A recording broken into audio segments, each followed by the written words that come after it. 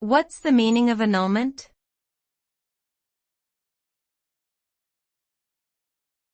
Annulment.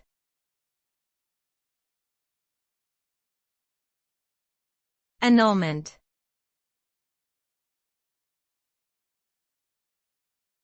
Annulment.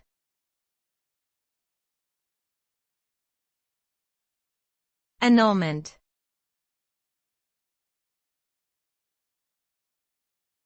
Annulment.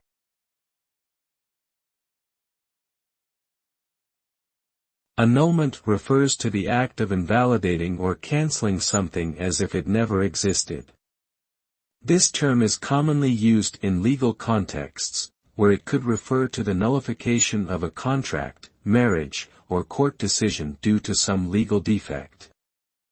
The result of an annulment is that the affected parties would be considered as though they were never legally bound by the invalidated agreement.